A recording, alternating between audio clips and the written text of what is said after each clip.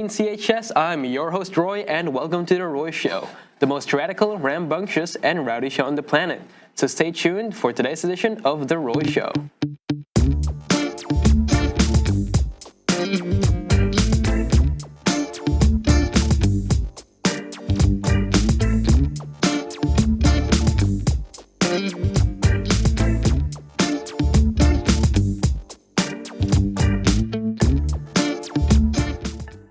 By the way, guys, the interview with Michael Eppinette will be linked in the description. Welcome back, everyone. Before we start this spooky edition of The Roy Show, we would like to officially warn everyone that this video will be discussing the sci-fi action thriller film Prey. So for those of you who don't like movie spoilers, cover your ears or put on earbuds or something. All right, now that the fake people are gone, let's welcome very, very special guest, Michael Eppinette. Hello, everyone. All right, Michael, can you introduce yourself? Sure. So my name's Michael Eppinette. I'm a CHS alumni. Let's see. I graduated in 2015. Headed off to Arizona, where I graduated with a degree in film and TV. Then did not use said degree, but instead worked as a concept artist for. Worked as a concept artist for different freelance art jobs. Oh, here he is. I promised I would introduce y'all. This is Klaus. He's our resident monster. Yeah. Yeah. In my senior year of high school, actually. In my senior year of high school, I entered this contest called the Stan Winston School of Character Design Kaiju Concept Art contest. But essentially the contest was to design a kaiju, right? So in line with, Godzilla, King Kong, big giant city destroying monster, right? Very exciting time. It was hilarious. I recall skipping about a week of class. It got to the point the librarians, my teachers, everyone knew that there's a certain time of day that I would just ditch and head to the library and camp out in front of the computer and watch this live stream, right? No more class. It was incredible. They flew me out to Los Angeles. I got to meet the folks building the costume. From there, they introduced me to a company called Studio 80i, all right? And they had close connections with them because Stan Winston Studio, they did Jurassic Park and Terminator and Predator, and they knew Studio 80i, who's worked on, films like Tremors and Starship Troopers and all the Predator vs. Alien movies. So I didn't work too much for them until I got that call that was like, hey, you want to work on the next Predator? I'm like, That's how you got it? They just called you, hey, you want to work on the next Predator? So, something along those lines. I believe I'd messaged them a couple weeks earlier saying, hey, you have any work for me? I'm hurting. Right? And then sure enough, God willing, they had something for me, and it turned out to be Prey. My name is Savannah Boudreau, and I am this year's comeback artist. Make sure to come see me at the live finale on November 16th.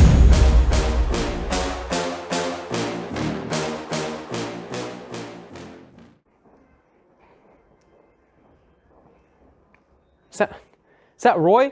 Roy! Hey Roy, do you know how I can get into KTIG? What did you say? Listen, okay, we made a whole commercial just for you guys to get into game time, okay?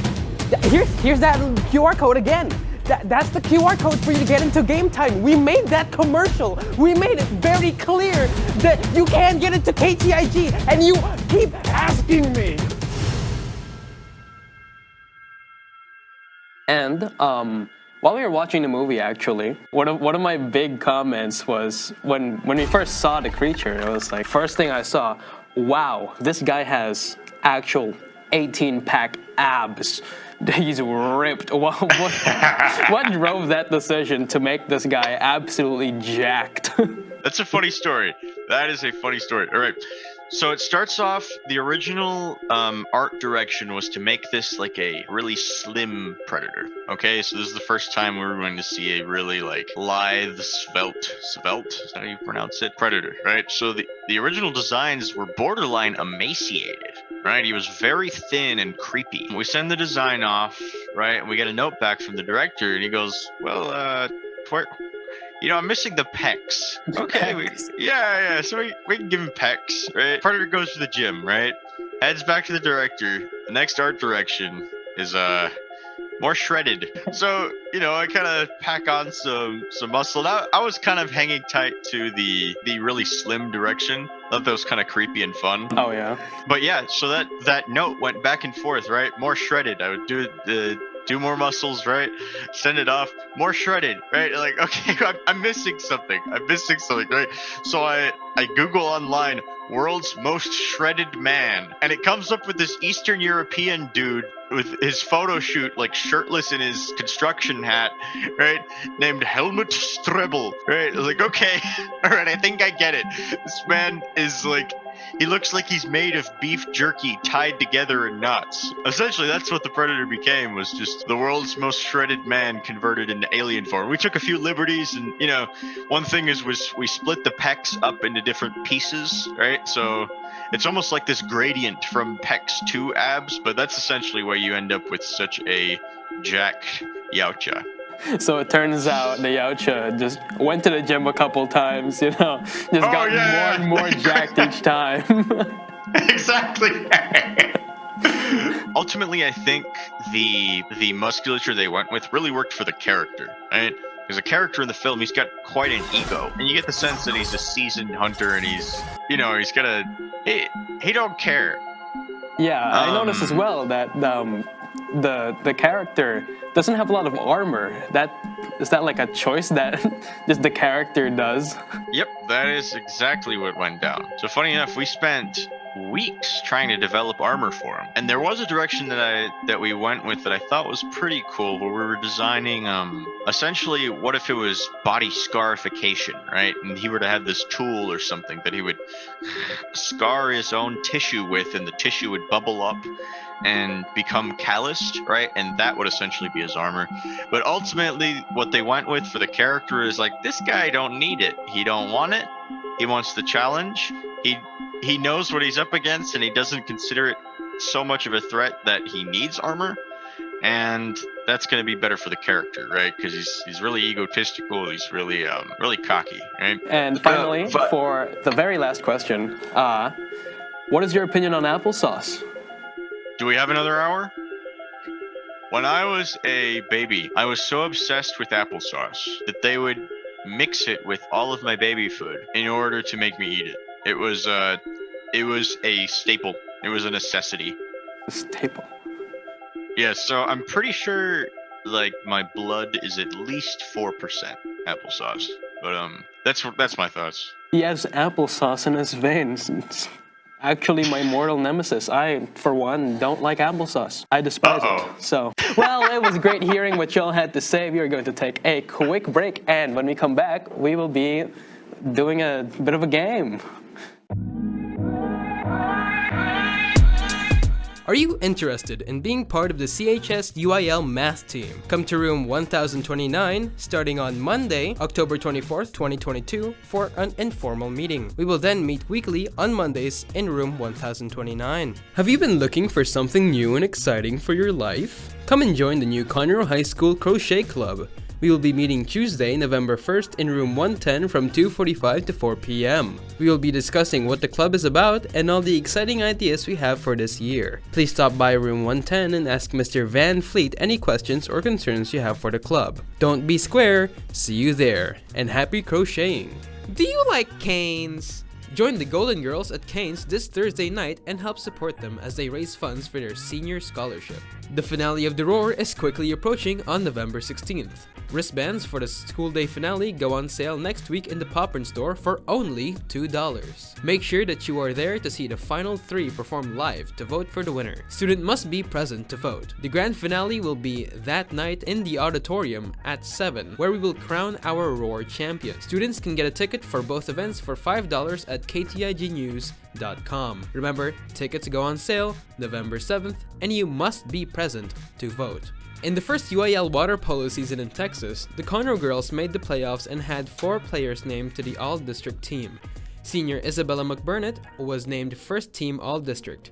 Junior Kaylin Harrison was named Second Team All-District, and our leader goal scorer, sophomore goalkeeper Lainey Weaver, was named Honorable Mention All-District, and 9th grader Claire Taylor was named Honorable Mention All-District and Newcomer of the Year. This week's College of the Week is Lee College. Lee College is a 2-year college located in Baytown, about an hour away from Conroe. There is also a campus located in Huntsville, where students can attend. There are a variety of certifications available through Lee College, including culinary, auto mechanics, welding, and air conditioning, heating, and refrigeration. Students are also able to receive an associate's degree or take classes to transfer to a 4-year university. Attending Lee College is a great option for students wishing to receive a certification in a short period of time and start working right away.